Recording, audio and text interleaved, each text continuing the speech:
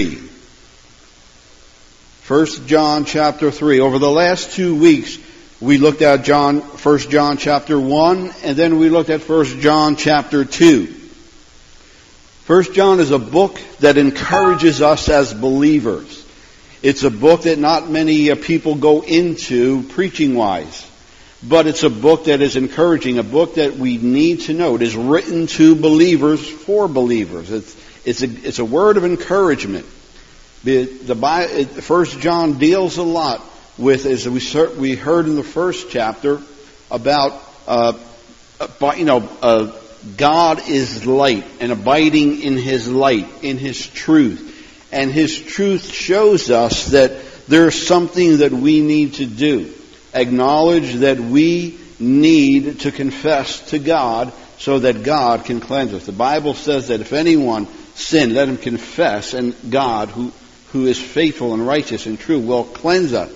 And so it talks to us about the blessings and the wonderful provisions that God pours into and upon our lives when we confess to God, when we acknowledge to God, when we are honest and truthful before a living Savior. That's what God wants us to be, honest with Him, truthful before Him, and confess up the things that we do that aren't right. And so God is faithful to forgive us. He's willing and desirous to, but we have to confess up for it to happen. 1 John chapter 3, verse number 1. Behold, what manner of love the Father hath bestowed upon us, that we should be called the sons of God. Therefore the world knoweth us not, because it knew Him not. But behold, behold is a command. It's a command. You know what a command is? Command is something that tells you, no options, do it. Behold, listen up, pay attention. So God wants our attention. He's not saying, will you please give me your attention? He's saying, listen up. I want your attention. Why does God want our attention? God wants our attention for good.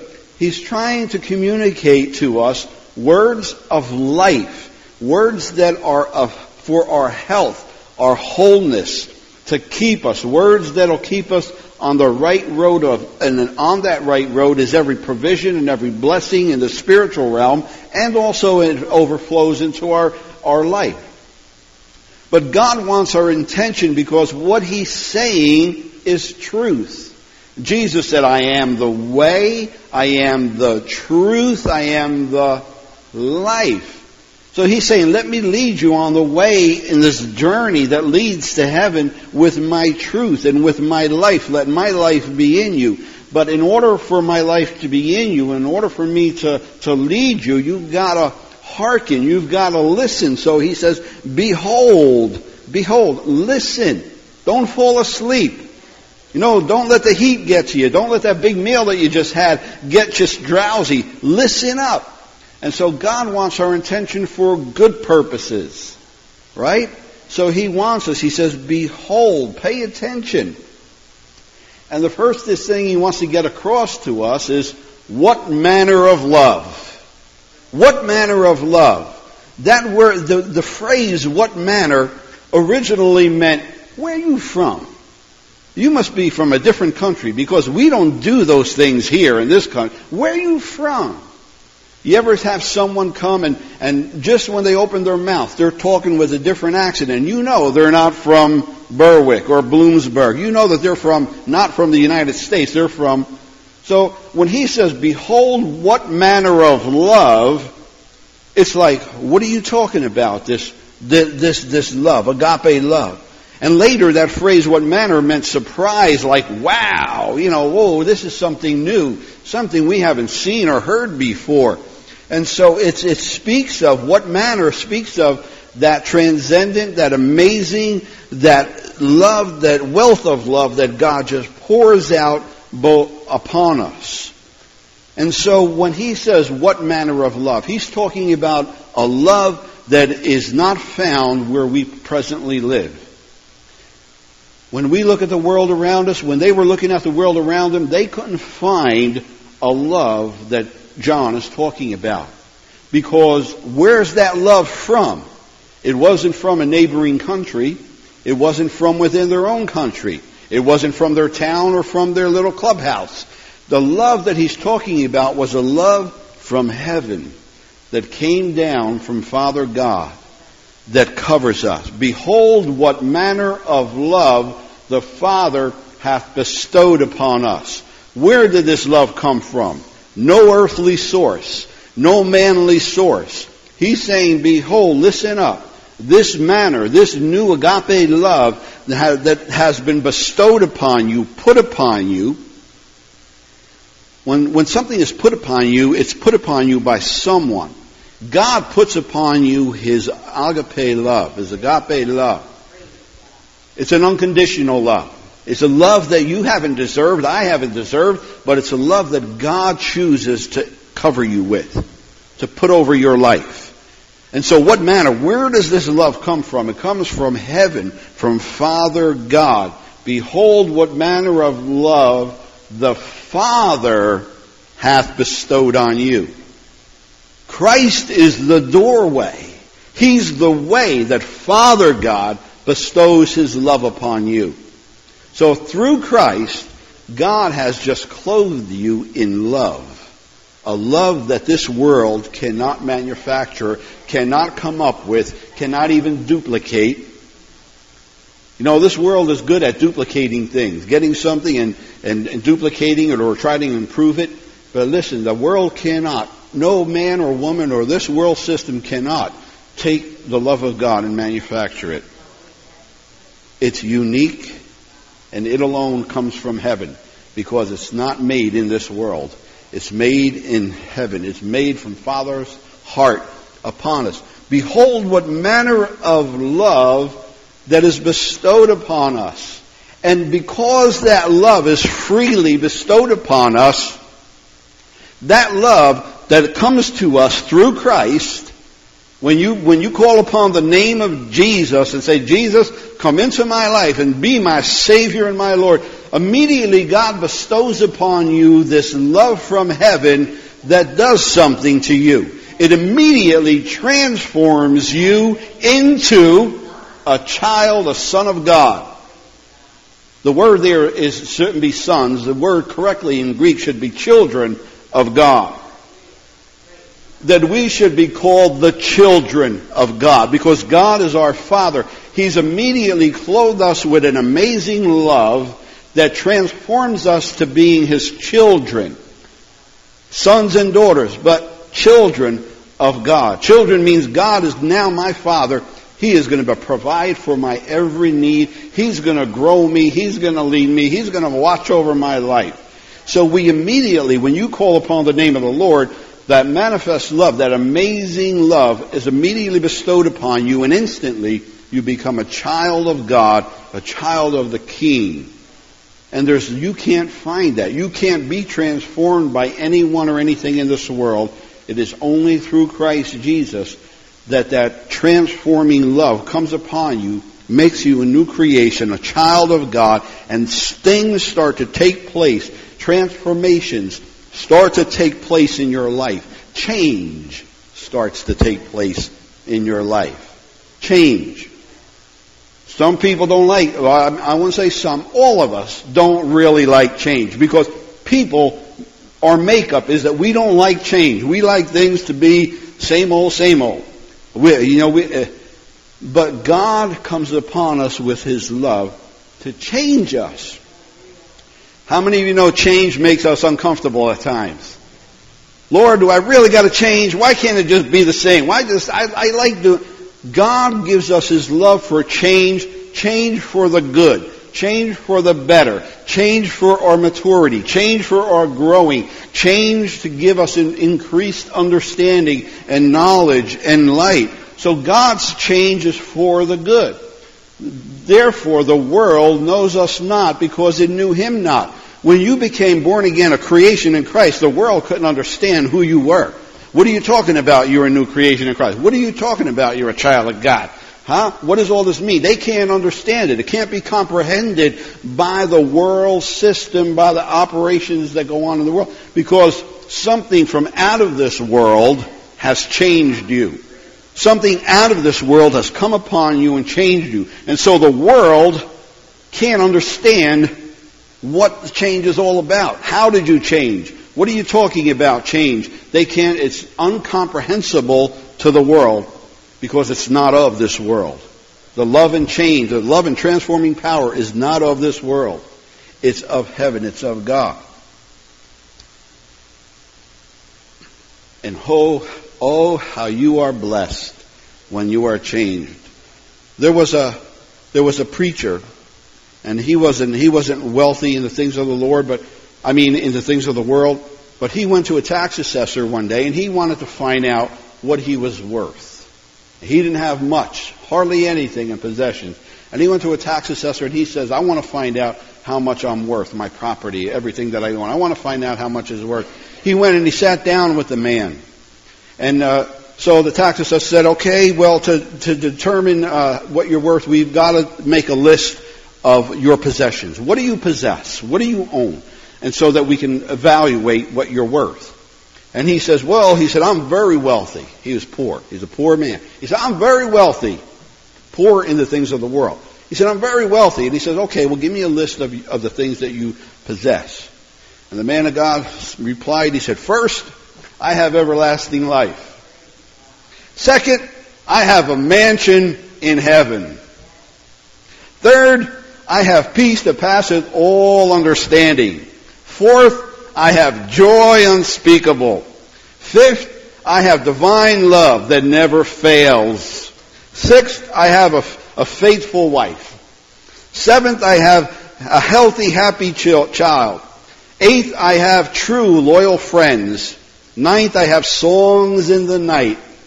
And 10th, I have a crown of life awaiting me. And the tax collector closed his book and he said, you truly are a very rich man, but your property is not subject to taxation. He can't put a value on that. And so the things that God covers our lives with, we are so rich. When you think of those things, those 10 things, those 10 items that I just wrote down, one alone, how rich are you? How valuable are you? Think of that, what you possess. Why? Because of the love. What manner of love the Father has bestowed upon us in Christ Jesus. You are rich beyond anything in this world. And no one could put a value on it. No tax assessor can come to you and tax you on your mansion in heaven. And your mansion in heaven is worth more than any mansion on the face of this earth. And this world can't tax it because it's not of this world. And they can't understand the love that covers you because it's not of this world. But you know the love that covers you. You know that love that embraces you. And so 1 John chapter 3 verse number 2. It says, Beloved, now we are the sons of God. Now our present position. Now we are children of God. We're not gonna be. We're not gonna be's. We are. We are children of God. Now we are the sons of God. And it doth not yet appear what we shall be. Now we know that when we get to heaven, we're going to be in new bodies. We don't know right now what that's going to be like, do we? Until that time comes when we're transformed with those new glorified bodies, then we'll know. But now we don't know what that is at. We can hear the words, but we don't know. We don't have the experience, knowledge to know that. But we do know we are sons of God, and it doth not yet appear what we shall be. So there's some things that we don't know. You know what I'm saying? We know that we're going to be changed. We know that we're going to be in those new glorious bodies. But we don't have the full vision of that, full experience. But what we do know is that when He shall appear, when Jesus shall come again, it says, we shall be like Him, for we shall see Him as He is. When Christ returns, reality is going to be right there in your face. That here is the Son of God manifest in all His glory. We sing about the glory of the Lord, the glorious Lord. Well, when He comes in glory and we behold Him, we know, the Bible says, we're going to be like Him. The way He is, we're going to be like Him. Transformed in wondrous glory. We know that. Because Peter tells us that we become partakers of the divine nature. That as God is, so are we. We have that. And see, when we are children of God, we're going to be like Him. And it was God in us. See, when He bestows His love upon us and we become children of God, His life is in us, comes in us, the Bible says. And Christ in us begins to live His life. God begins to live His life in and out and through your life. God wants to live through you. God wants to live His life through you. In Him we live and move and breathe and have our being and have our joy and have our strength and have our everything. So it is Christ in us who wants to live in us and through us. And so Christ in us helps us to live in this life according to the way He desires us to live. How does He desire us to live? According to His Word. We are His representatives in this life. So we become like Him. In verse number 3, 1 John 3. And everyone who has this hope in Him purifies himself even as He is pure. Purifies himself, what does it mean? It means that we now are living according to the Word of God. God has given us an instruction manual. He has given us truth that shows us how we are as new creations, as now children of God. How are we to live? How are we to live? Many people around us in schools and in business and in everything, they try to tell us how to live. The world system tries to tell us how to live. But the Lord has set before us His Word. And His Word, He says, is the light, is the standard, is the guide, is the instructions that as we read it and we look to God for understanding, this is how we are to live our days. This is how we are to journey. Lord, help me to number my days aright. Lord, help me to live for You. Create a clean heart in me, Lord. And so it says, every man that has this hope, we have a hope that one day we're going to be like Him. We're going to be with Him. We're going to be in Him. And so we don't wait until that day. God doesn't want us to wait until that day. Now that we're new creations, God wants us to start living now like He is, like He does. And so we every man who has this hope purifieth himself even as he is pure. And so it's talking about that we have a need. God's telling us is that our desire, our attitude should be that I'm a new creation in Christ. I need to be like Christ. I need to let Christ develop in me, have a change in our whole lifestyle. That we need to be pure because He is pure. We need to be holy because God is holy. And so when that love, that manner of love covers us and transforms us and changes us, then our inside, our desires are beginning to change now. And so God wants us to become Christ-like. And how do we become Christ-like? By Christ in us, working in us and through us, changing us. How many of you know you can't do it by yourself? We can't change ourselves by ourselves. As much as you might want to, it is impossible. We need Christ in us to change us. Christ doesn't come into our lives to let us remain the same. Christ comes into us to change us into His image, according to His way, according to His character, according to His personality. Isn't that good? That's a good thing. You can smile when you think of God wanting to change you and creating you the image of His Son. Just think of that. Jesus is the King of glory. He is the Son of the living God. All of creation will bow to him. One day every knee will bow and every tongue will confess to the glory of God that Jesus Christ is Lord. God is working in you to make you like Jesus.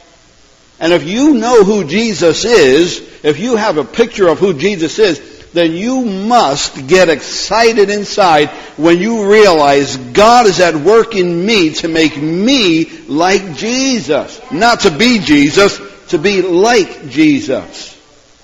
You're not going to replace Jesus. Jesus in you is making you like, similar to him in all things, in the way he thinks. That's why our mind is being renewed daily. That's why we sit under the Word, to get our mind renewed, to have the mind of Christ in us, and to be living like him, to be, so Christ in us. And so God is doing a wonderful work, and I'm telling you, if you catch that, if you really catch that God is making you into his image, my goodness, I mean, that's mind-boggling, that Christ would take my life and want to make me like his Son. Good grief. Glory to God. Me? He wants to make me like his Son. He wants to make you like his Son. And all we have to do is submit ourselves to him. Lord, come into my life, change me. I want to be changed. Mold me, fashion me. And God works in you. And he makes Christ shine through your life. Verse number 4. Whoever committeth sin transgresseth also the law.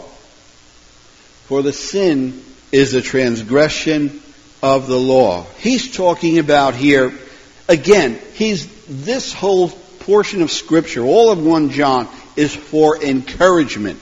Wake up, to be encouraged, to know what God wants to do in your life. And he's telling us, John is telling us, the things that could become stumbling blocks or hindrances to the good, wonderful work that God wants to do in your life. He's not bringing out these things about sin to bring any kind of guilt or condemnation on you.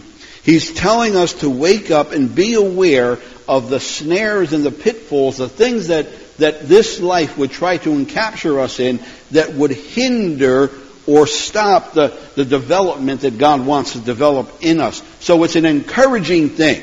Don't look at this as condemning. Look at it as being encouraging and warning and being awake and stay awake and see what manner of love God has bestowed on you, and the things that will try to come in to hinder and stop that. But God is saying, wake up and be wise, be alert, be aware, understand this thing about sin. Because sin, the world and people will use sin to bring guilt and condemnation and all kinds of stuff upon your head to make you get down and crawl and feel unworthy, to feel that God shouldn't have loved you, that God shouldn't have bestowed his love on you, God shouldn't have begun to work in you, and how you failed God, and how you this God. And it's to condemn. God is giving us this to say, hello, okay, you've sinned, all right, come on, get up, and just be cleansed. But he's talking here about habitual sin.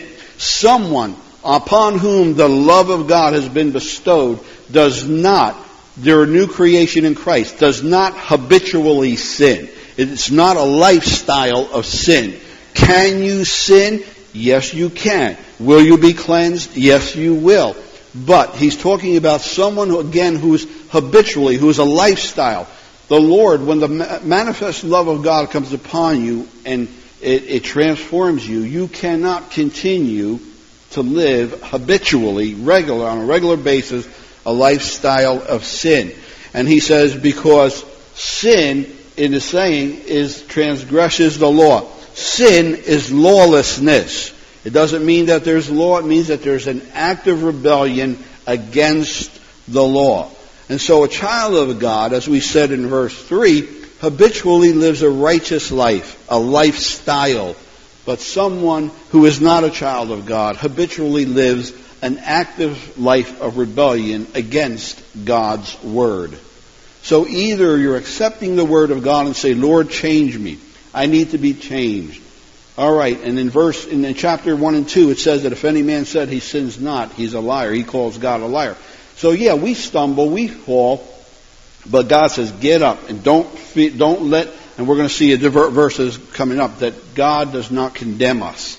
He says, get up. But he's saying that a true child of God does not live a lifestyle habitually of transgressing, actively rebelling against the Word of God.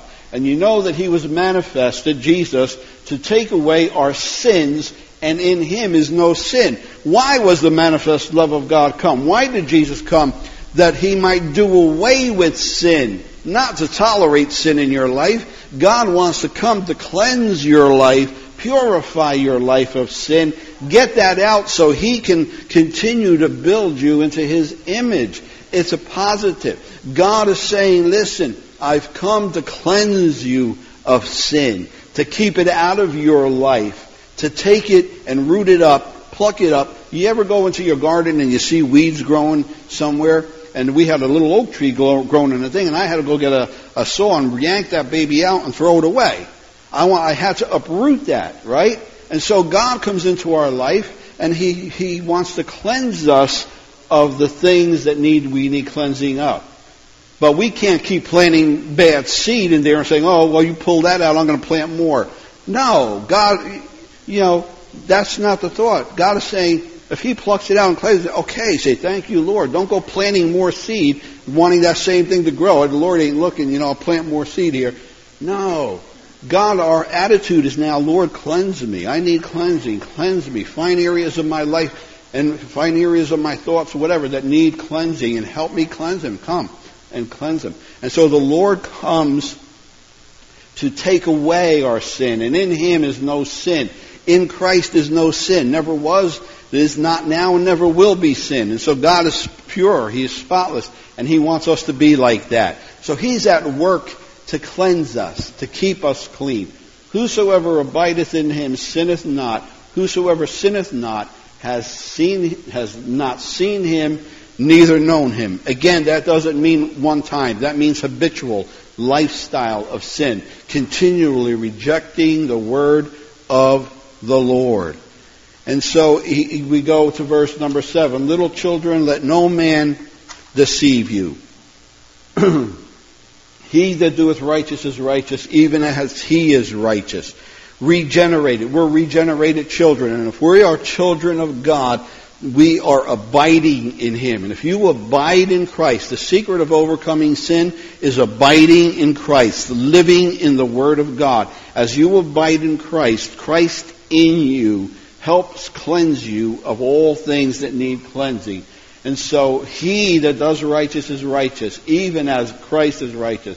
Verse 8, he that committeth sin is of the devil, for the devil sinneth from the beginning. For this purpose the Son of God was manifested, that he might destroy the works of the devil, that he might do away with sin, that he might destroy the works of the devil.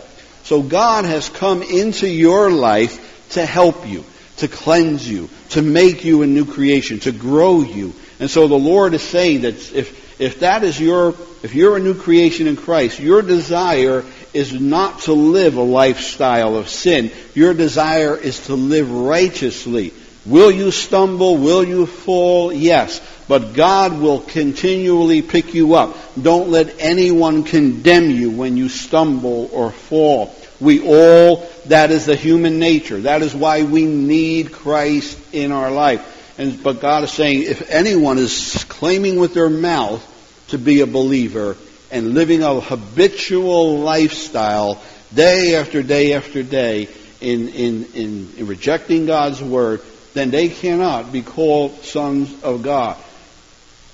And because Jesus in John 8, stay here, Lindsay, but in John 8 he says, you don't understand my speech and you don't listen to my words because you are of your father the devil, and his desires you do. But God comes to keep us from the sins that can so easily beset us. And I just want to end with this.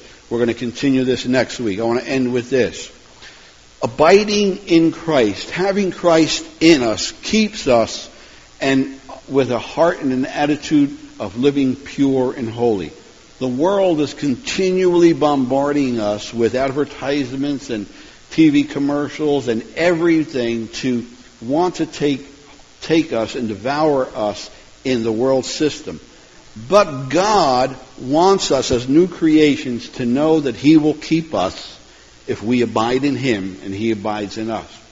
There's a story of a woman in her house, and she looked up one day, and there was this beautiful butterfly inside by her window. And it was a big window that was open.